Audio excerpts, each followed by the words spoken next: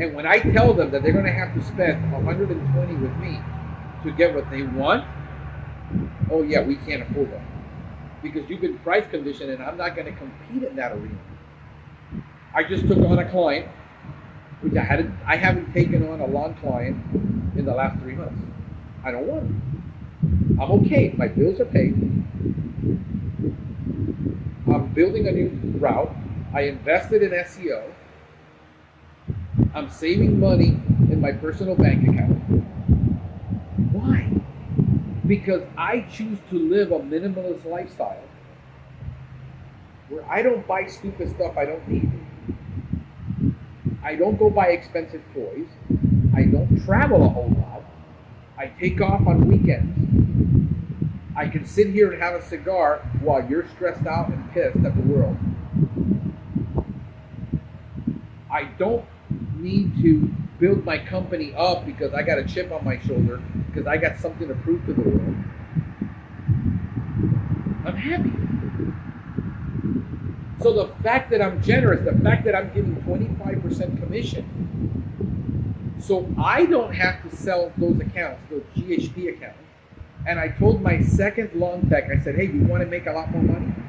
And I sat him down, and he said, yeah. And I said, why don't I'm paying him 20 an hour. How would you like to make 24, 25 to even up to 30 an hour? He says, yeah. Okay. Are you willing to take all of my Spanish calls? Because he doesn't speak English. He only speaks Spanish. And I said, are you willing to take on all of my Spanish calls? I'll teach you how to sell it. And you take all the calls during the day. When you sell it, I give you access to the system. You send them the contract. They sign off on it. You schedule it yourself. And you manage your time. And you do it however you want. Because none of my guys have a clock in time or a clock out time. And I don't have to manage. He said, it can't be done. You got to put a strict time for them because they won't work. I said, no. My part-time tech is producing $13,000 a month on 3 days a week.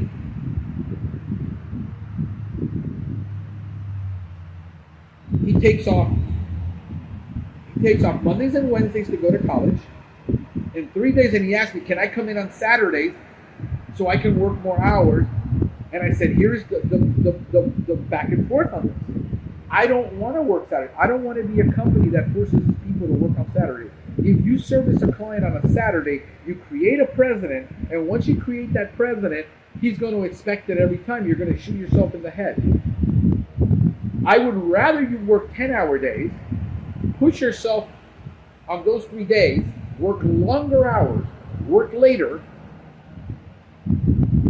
and not work a Saturday so that we don't go into that mindset. He says, what do I do on Saturdays? I said, you want, schedule yourself for the week. Start calling everybody and booking those appointments. Set yourself up on Saturday for 2-3 hours so that you can set yourself up for success. I'm grooming him for management. I'm grooming my other guy now because he's a hustler, because he's doing Uber on the side, because I can't afford him for a full 40 hours yet. So what am I? I'm a businessman, and I'm in the deal-making business. So if this works for that guy and this works for that guy right now, a lot of guys say, I can't hire a guy because I have to pay him, and unless I have this moral code in my head that unless I can pay them $2,000 a month, I will not hire anybody. See, you're in the business of either or, and I'm in the business of being a business person, figuring out what you want over here, figuring out what you want, and if you learn anything from Zig Ziglar, he says, give enough people what they want in life, and you'll have what you want. This one wants to make money so that he can have his house, because he's 30-something years old, he's got a kid, he's got a girlfriend, who he just brought from Cuba, his girlfriend in Cuba, and in 2 years he brought her. He saved enough money. But he's doing Uber at night on the weekends.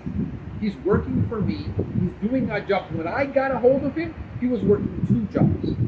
And he says, if you can pay me $600 a week, I can quit my 2 part-time jobs and just work for you. Why do I think that's better for me? Because the Bible tells me that you cannot serve 2 masters. You will love one and despise the other. So I said, you want to make more money than you're making now on Uber, putting miles on your car? If you just sell 1 job, you'll make $80 commission. I'm handing him the calls. So I don't have to hire an admin.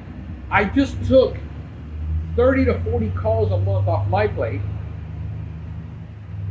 gave him the money, because I would have to hire a salesperson. You can't hire a salesperson for less than $50,000 a year.